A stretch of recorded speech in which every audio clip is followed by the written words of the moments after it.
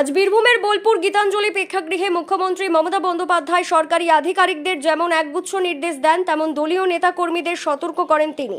তারপর বিজেপি শাসিত রাজ্যে বাংলা ভাষাভাষীদের ওপর হেনস্থা, বাংলাদেশে বাক্যের অভিযোগ, তথ্যভঙ্গের রাজনীতি, বাঙালির ওপরে অস্মিতার ওপর আঘাতের প্রতিবাদে ভাষা আন্দোলনের ডাক দিয়েছিলেন তৃণমূল সুপ্রিমো তথা রাজ্যের মুখ্যমন্ত্রী মাননীয়া মমতা বন্দ্যোপাধ্যায়। তাই আজ বাংলা ভাষা ও বাঙালিদের হেনস্থা করার প্রতিবাদে বোলপুরে মিছিল বের হয় এবং মিছিল শেষে সাধারণ মানুষদের উদ্দেশ্যে বাংলা ভাষা ও বাঙালির উদ্দেশ্যে বক্তব্য তুলে ধরেন এবং এই প্রতিবাদ মিছিল রাজ্যের প্রত্যেকটা জেলায় হবে। তিনি বলেন, বীরভূমের পরিযায়ী শ্রমিকদের পাশে রয়েছেন মুখ্যমন্ত্রী। পরিযায়ীদের জব কার্ড থেকে সবকিছু দেখভাল করার নির্দেশ দেওয়া হয়, সেই সঙ্গে লোকাল রাস্তা, পানীয় জল ও আলোর দিকে নজর রাখতে হবে। কর্মশ্রী প্রকল্পে ৭৭ লক্ষ জব কার্ড দিয়েছে। এই বছরে ৩২ দিনে কাজ শেষ হয়েছে কর্মশ্রী। তিনি জানান, বীরভূমে বাড়ি নির্মাণের জন্য ৬২০ কোটি ৫০ লক্ষ টাকা বরাদ্দ হয়েছে। স্থানীয় মানুষজনদের সিদ্ধান্ত নিয়ে কাজ করার পরামর্শ দেন তিনি। গ্রামীণ রাস্তার পাশাপাশি ১,৭৫ লক্ষ পরিবারের মধ্যে পানীয় জল পৌঁছবে বলে তিনি জানান।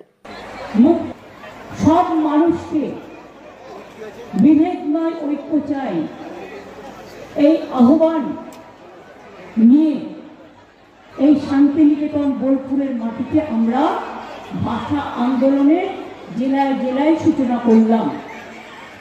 আমি কৃতজ্ঞতা জানাচ্ছি সকল আশ্রমিক শ্রদ্ধেয় সকলকে।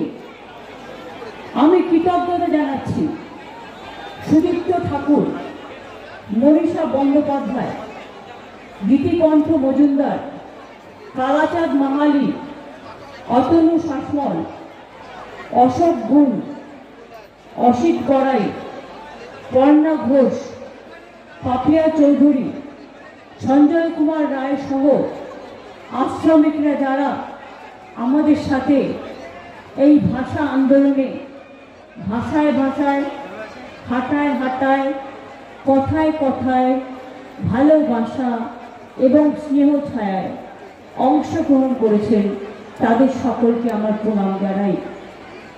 এই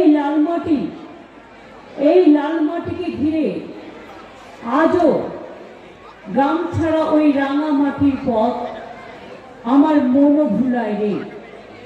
কবিগুরু রাঙামাটি আমাদের সবার প্রিয়।